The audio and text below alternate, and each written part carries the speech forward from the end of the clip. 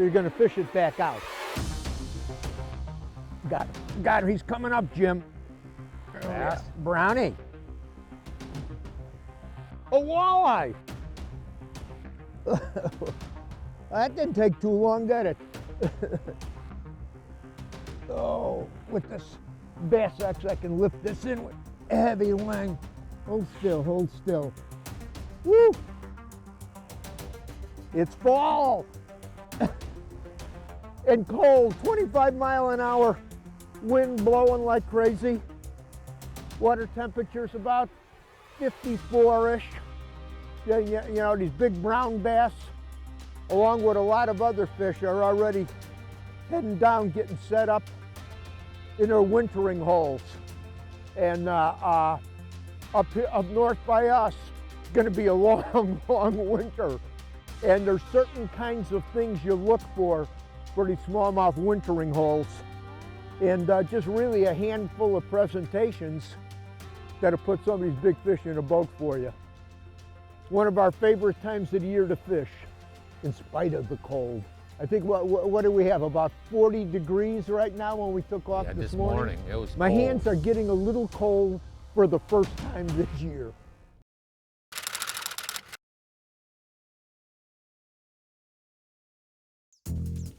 Closed captioning is provided by Smooth Moves, adjustable boat seat suspensions for a smoother ride.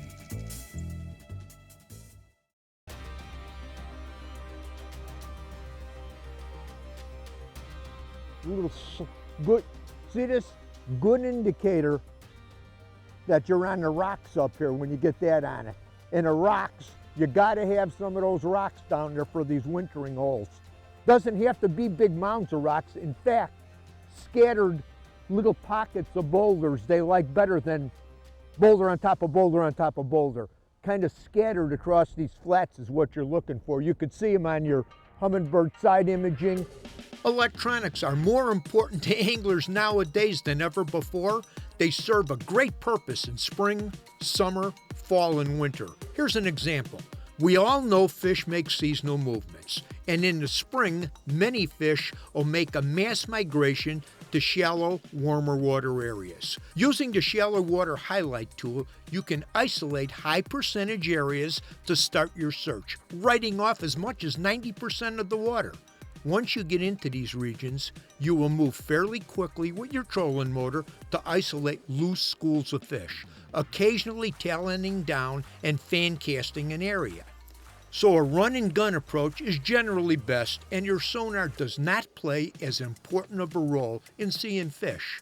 Now conversely, in the fall, when fish make a migration to deeper water, your eyes to the underwater world are your electronics. This is when a good detailed map, sonar, and side imaging play a vital role.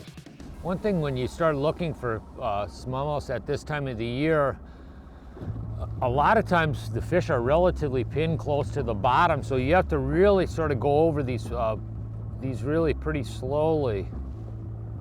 And I'm examining both with side imagery, which I can actually really identify the rocks. But it's interesting in the fact that a lot of times they're pinned so close to the bottom, you really have to sort of zigzag these spots close to see them. And if I only see like one fish, you go back and forth over them, and you're surprised at how many fish are really there, you know, because they're not lifted off the bottom. They're actually tucked into those boulders. Yeah, they're swimming right amongst the boulders or right next to the boulders. So you can see here I both have 2D sonar and the map, and then I'm intermittently going and looking at my side imagery, and with the side imagery I'm really trying to identify larger patches of boulders. You can see there's a little ridge of them right in here, and a lot of times all I'll see is like white flecks of where the are actually fish. Like right here, that's a fish. There's another fish right here. There's another one. Yeah, it's a good one there. That's a real boy there. Good. There. It's one thing you get on these fish, there's big schools of them. These fish are really collecting together like so many fish do during the fall. They really start gathering in really pretty specific locations. There you go, look at that guy there. Another one, the cookie cutter. It's getting sort of cool. He doesn't know if he likes this whole deal. The water's getting cold. Oh, pretty brown bass. There we go. Look at that. Get her back. Come here, buddy. Back to the depths. Oh, got mine. Yeah, Al's got another one. Just as soon as he released that.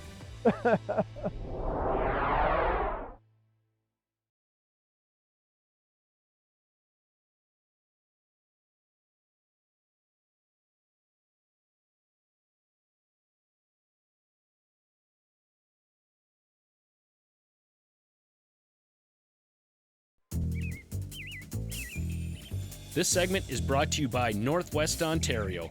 There's no place like this. Here she comes, she comes. Oh, this is so much fun. Like Jim was saying, you get into schools and schools of them now, and the colder the water gets, we're at 54, the colder it gets, the tighter the bass will get together. And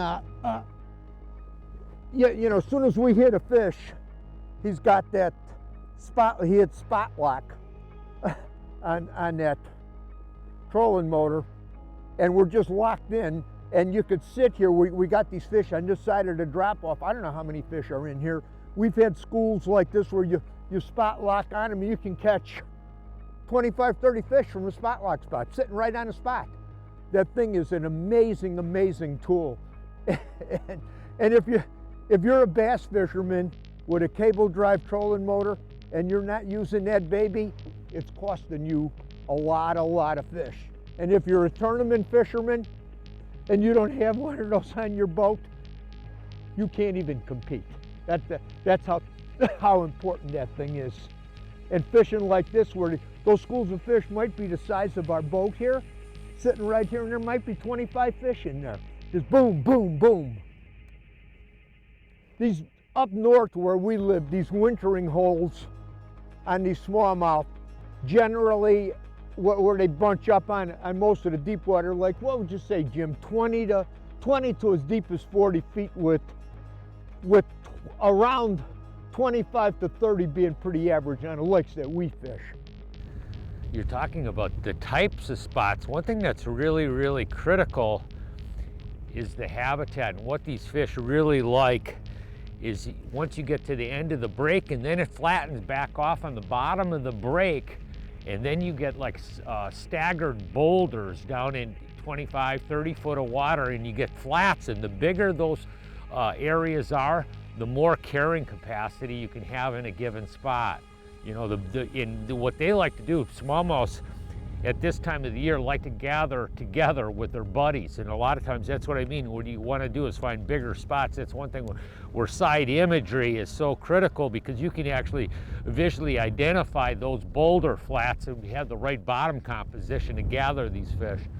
Yeah, you know, on the lakes that we fish this time of the year, a lot of these spots have walleyes and smallmouth on them. I know you ain't got a net here, do you? It's a big walleye. Oh, it is a smallie. I got misled, yeah. Hold it on, it's a big brown bass. You know what happened? You got yours? Hit that spot lock, hit that spot lock. Ooh, I don't know if it's a big one or a small one. Well, there ain't no little ones. A walleye. I love it. I love it. Look at the size of that brownie, huh? Jim, look at that. Huh? Boy, is that a big fish. Holy mackerel. Wow. Now let's get her back. He gets a walleye. We just marked him here. And you know, years ago, when we realized how vulnerable these big smallmouth can be when they get in these deep water spots, you know, we shared this information with the Minnesota Department of Natural Resources, and they were smart enough to close the season in early September on these big smallmouth. Now you could fish for them, but there was no harvest. You can't harvest them. And the purpose was simple. Big schools of big fish, the biggest fish in the lake on a lot of these bodies of water, were extremely vulnerable. And that was a smart management decision, no question about it. The fishing has improved amazingly well for these big fish, along with cleaner water, longer growing season. You put all of these together in Minnesota, and the smallmouth bass have benefited. It's a bass. Have benefited big time, real big time. Big one. That's a big one. Huh. Come here, that's a I good missed one. mine. He really I had one too. You know, that's what we were saying. I mean, the attitude of these fish can change so dramatically. The thing is, electronics is so key to find them. That's a big boy. There, look at the size of that. He's a sporty one. And that guy came on a drop shot rig, and which is one of really, you know, for cold water fishing conditions, you know, the drop shot rig realistically is, you know, almost one of the techniques that actually works, you know, seasonally, spring, summer, fall. Come here, buddy. Not a giant, but the thing is, where you get some spots of them, there should be a bunch of them. Maybe we're getting on them here now. That guy came off the top of a 23-footer or so. Beautiful bass. Boy, she's a little bit pretty one. Nice long one. Come here, buddy. I'm gonna put her back. Look at that guy. You know, that fish came on a drop shot rig. Realistically, there's a number of different bait presentations that we use at this time of the year for catching smallmouths when these fish are starting to set up in their wintering holes.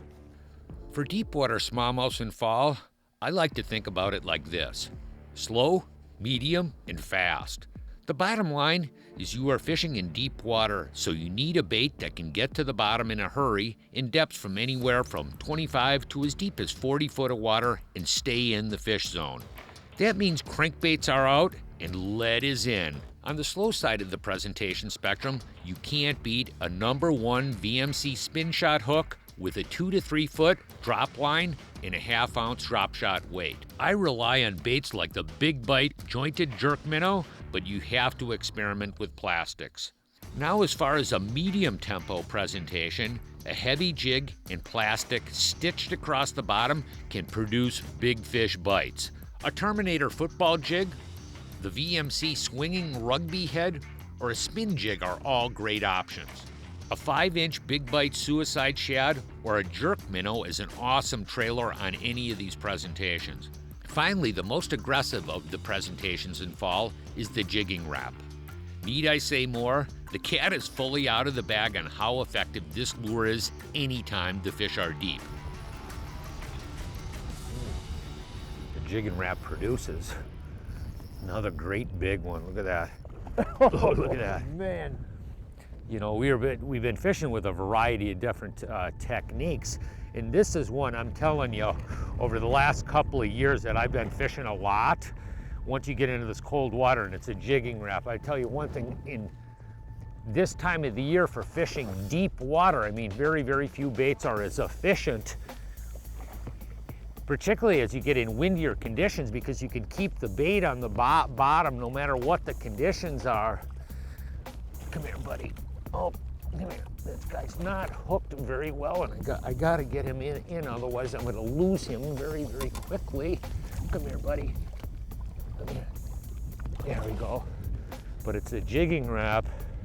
You can see I actually had him on that tail hook. Another beautiful bass. Look at that thing, just a tank.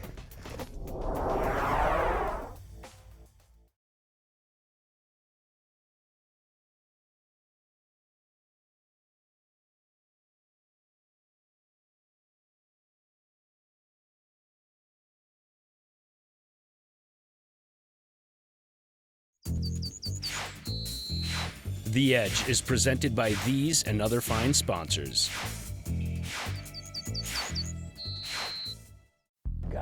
Got him on a bladed bait. Yeah, let's see what size I got here. Nice one, nice one. Yeah, well, there you go. Yeah. Yeah. Don't. Really mixing it up a little bit, ain't we? As far as Jimmy, you was sitting on, he had that fish 3 times. You know, when I was swimming. Whoa, oh, hang on. hang on, I gotta get. Oh, there you go. That's a Yeah. pretty one. Well, he chunked that thing good, Jim. Look at that. Huh? I'm throwing these, Jimmy's finessing them, and he's getting more bites than I am. But I said I wanted to get, I'm looking for a big fish. So I got the spin jig on, and I also got a swinging rugby on the other one with a suicide shad on the back of that one. But these are, yeah, you know, them big smallmouth like baits like this too. And this time of the year, we're talking about the two extremes. There's times in the lakes that we fish up here, there's a minnow called a red tail chub, and it's a river bait. And a lot of the smallmouth fishermen, when the water gets cold like this, really do good with it. And the bigger the bait, the more big smallmouths they get.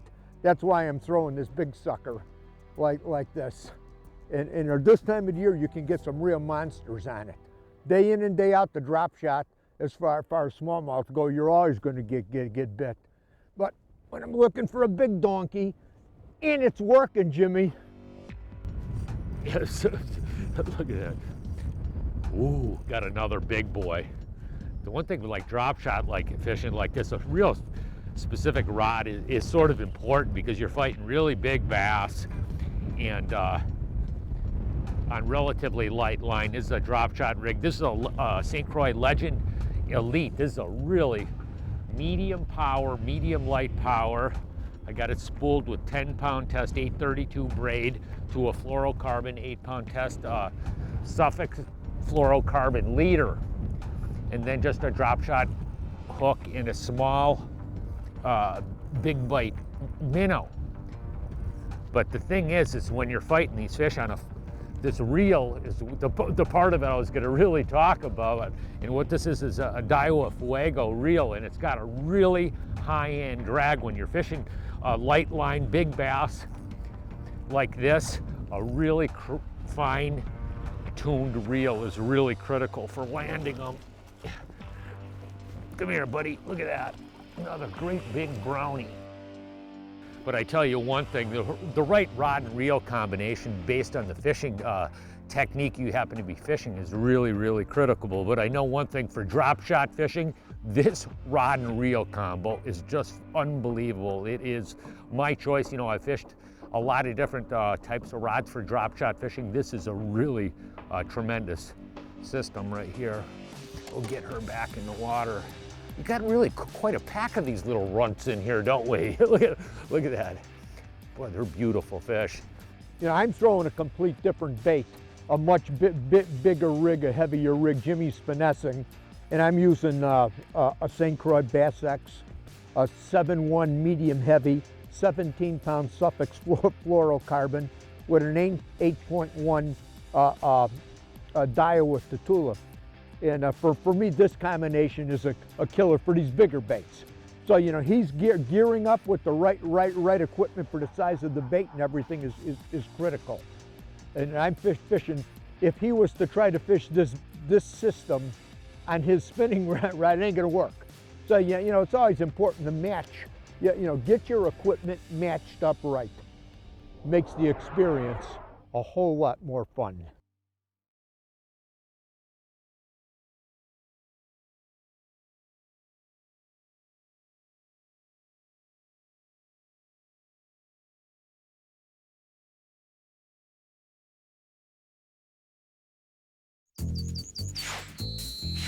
The Edge is presented by these and other fine sponsors.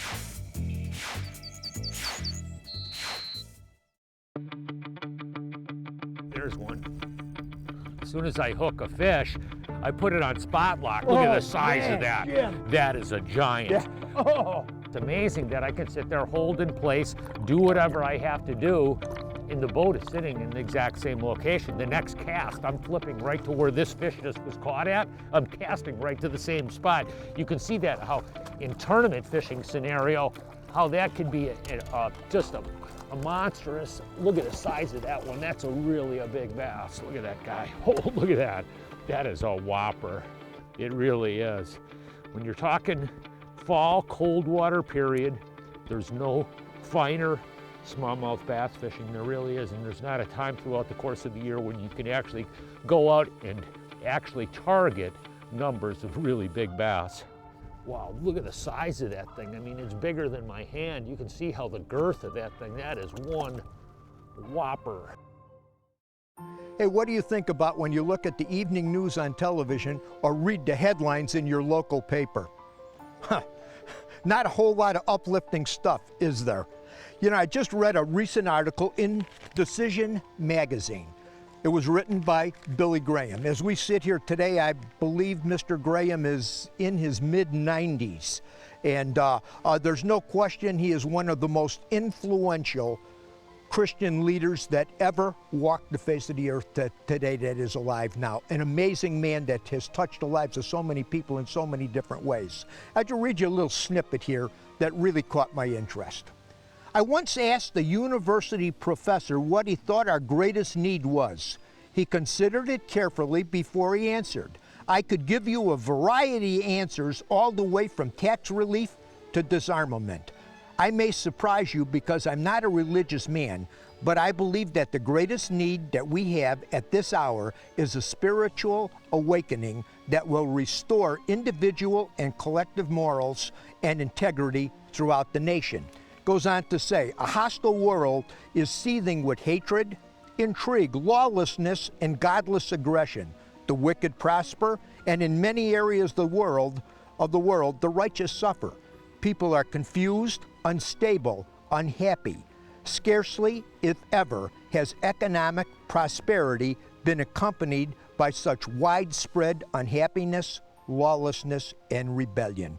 The heart of the world is aching for peace, for a reality from God. The prophet Habakkuk once stood in the midst of a people who had been showered with every conceivable blessing, but who had lost their spiritual sanity. And he cried out, "O Lord, revive your work in the midst of the years." That's the heart cry of thousands of people everywhere. It's our greatest need today. Man, oh man, oh man. When I read that, I said, look around, this is it. We need people to turn back to the Word of God, to open their hearts, get on their knees, because there's a lot of bad stuff, and that is probably the only hope that we have, I believe, is in this book. Hey, from all of us here at The Edge, have a good fishing season. We'll see you on the water.